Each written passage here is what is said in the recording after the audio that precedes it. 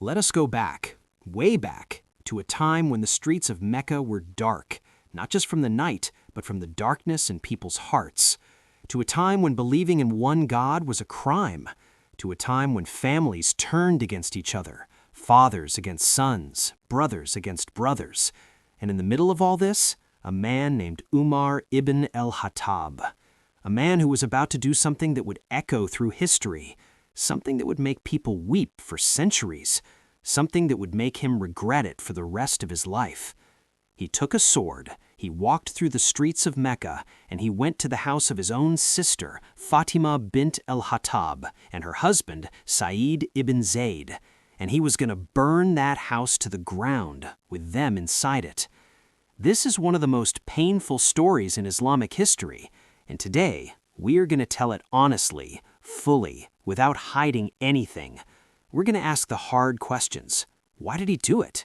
What happened inside that house? And what did that moment teach us about Islam, about faith, and about the power of truth to change even the hardest hearts? Let us set the scene. Mecca, before Islam. A city built on trade, on power, on the worship of idols. 360 statues surrounding the Kaaba. Stones carved by human hands, and the people of Quraysh bow to them as if they could hear, as if they could help, as if they could save. Then comes a man, Muhammad, peace be upon him. He says something that shakes the city to its foundation. He says, "There is no God but God." He says the idols are nothing. He says the powerful will answer for their crimes, and the leaders of Mecca are furious. They see this new religion as a threat to everything they have built, so they unleash their anger. They torture the believers, they drag them through the streets, they starve them, they kill them. And among the most fierce opponents of Islam is a man named Umar ibn al-Khattab. Umar is a giant, tall, broad, powerful. His presence alone makes people step back. He is known for his courage, his strength, and his explosive anger. He has made it his personal mission to destroy this religion.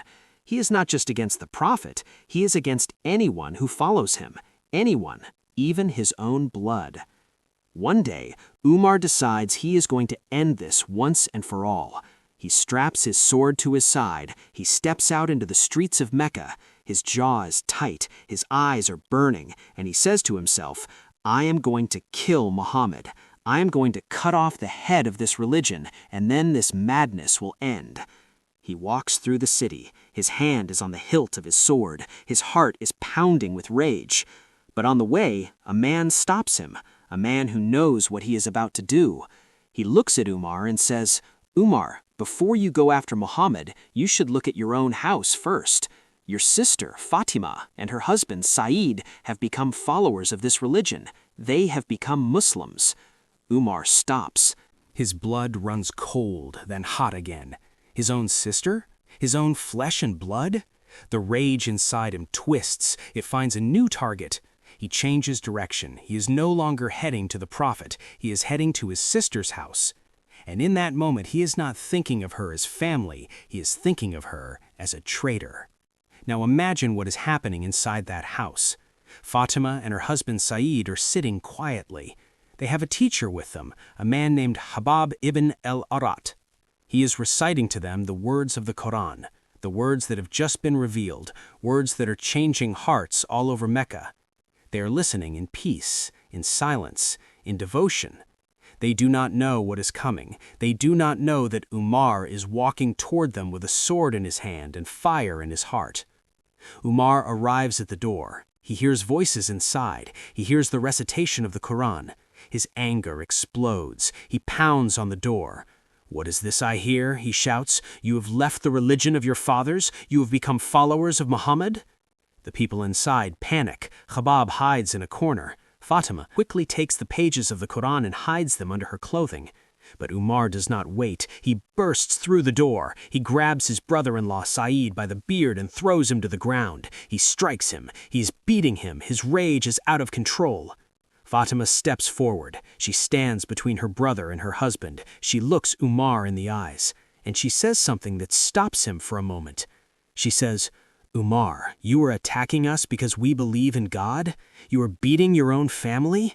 You can do what you want, but I will never leave this religion. I will never stop believing that there is no God but God, and Muhammad is his messenger. Umar is stunned. His sister, his own blood, is standing in front of him unafraid. He raises his hand to strike her, but he sees something in her face. He sees courage. He sees truth. He sees something he has never seen before. He lowers his hand, and then he says, "Give me the pages you were reading. Let me see what this is." But Fatimah does not trust him. She knows her brother. She knows his anger. She says to him, "You are impure. You worship idols. You cannot touch the words of God unless you purify yourself." Umar looks at her.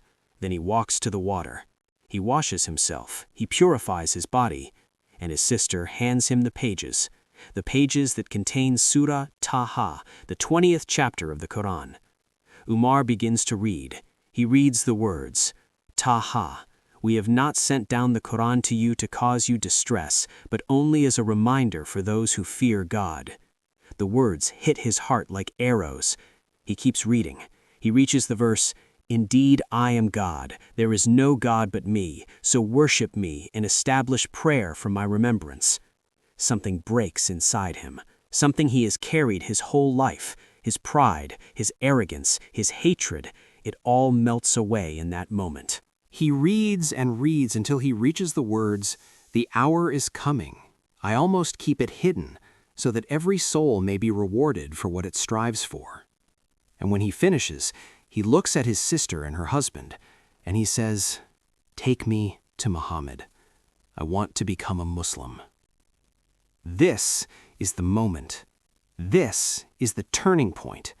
The man who came to burn a house, who came to kill the prophet, walks out of that house with a heart that has been torn open and remade. He walks through the streets of Mecca, the same streets he walked with rage just hours before. But now, something is different. His steps are lighter. His face is calm. He goes to the house where the prophet is staying. He knocks on the door. The companions inside hear the knock. They look out. They see Umar standing there, with his sword. Their hearts stop.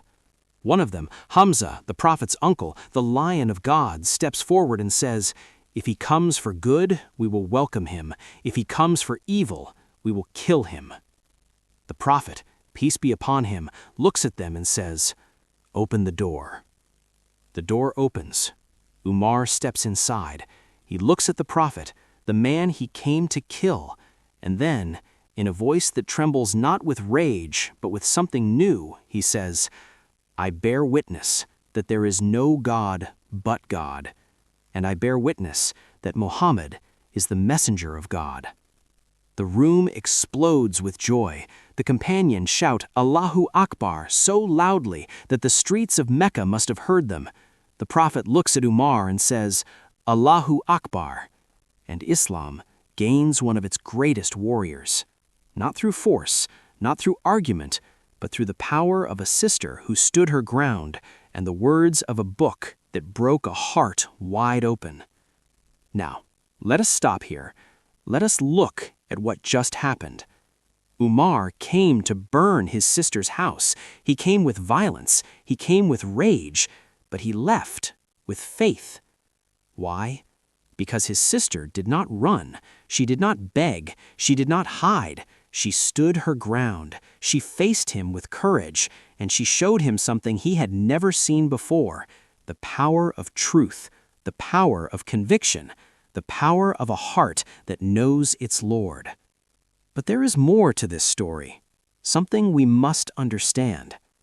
You may have noticed something. The title of this video mentions Umar burning his daughter's house, but in the story we just told, it was his sister's house. So what is that about? There is another story, a darker story, a story that comes later, after the prophet has passed away, after Umar has become the second caliph, the leader of the entire Muslim world. In that story, Umar is trying to protect the Quran. He is worried that people will mix the words of the prophet with the words of God. So he issues an order. He tells people to stop spreading the sayings of the Prophet. He wants only the Quran to be preserved. But some people do not listen. They know that the words of the Prophet are also guidance. They know that the Quran itself commands them to follow the Prophet. And among those who refuse to give up the Hadith is a woman who is Umar's own daughter. Her name is Hafsa. Hafsa is not just any woman. She is the daughter of Umar, and she is the wife of the Prophet. She was married to him before he died, and after his death, she holds in her possession something precious, a collection of the Prophet's sayings, written down, preserved. Umar asks her to give them up. He asks her to burn them. He says it is for the good of the religion. But Hafsa refuses. She knows the value of these words. She knows that the guidance of the Prophet must be preserved for generations to come. Umar, in his strictness, in his fear of innovation, in his love for the Quran that sometimes made him harsh, threatens her. He pressures her. And some narrations say that he took those papers and burned them in her house. This is a painful moment. A father against his own daughter. A caliph against the wife of the Prophet. A man who once came to burn his sister's house, now, years later, burns his daughter's papers. All because he was trying to protect the religion the way he understood it. But was he right? History would say no. The Hadith were preserved, the words of the Prophet were collected, and we have them today because people like Hafsa refused to let them be destroyed. This story is different from the first. In the first, Umar was a man of Jahiliyyah, of ignorance, who did not know God, and his sister's courage brought him to faith. In the second, Umar was a man of Islam, a caliph, a leader of the believers, but he made a mistake. He was harsh when he should have been gentle. He was strict when he should have been patient. And his daughter Hafsa, like her aunt Fatimah before her, stood her ground. She did not give in. And in the end, history proved her right. The Hadith were preserved. The words of the Prophet were collected. And we have them today because people like Hafsa refused to let them be burned. So what do we learn from these two stories? We learn that Umar was a man of extremes. Before Islam, he was extreme in his anger. After Islam, he was extreme in his devotion. He loved the religion so much that sometimes he went too far. He made mistakes. He was human. But what made him great was that he never stopped seeking the truth. He never stopped growing. He never stopped learning. In the first story, his sister taught him the truth. In the second story, his daughter taught him patience. And Umar, despite his power, despite his position, listened. He learned. He changed. And this is the lesson for us. The truth does not come from anger. It does not come from force. It comes from listening, from being willing to admit when we are wrong, from having the courage to stand up, even to those we love, when we know we are on the path of God. Fatimah stood up to her brother when he was the most dangerous man in Mecca. Hafsa stood up to her father when he was the most powerful man in the empire. And because they stood, the truth prevailed. If you have watched this far, you are someone who cares about the truth. You are someone who wants to understand the stories of Islam not just as tales from a book, but as lessons for your own life. That is what the Prophet path is all about. We tell these stories so that you can walk the path of the Prophet and his companions with open eyes and an open heart. So please, if you have not already, hit that subscribe button, join this path, share these videos with your family and friends, because these stories are too important to be forgotten. Thank you for listening. Thank you for walking with me through these painful and beautiful moments. And until the next video, remember that the truth is stronger than any sword, and the heart that opens to God can never be burned.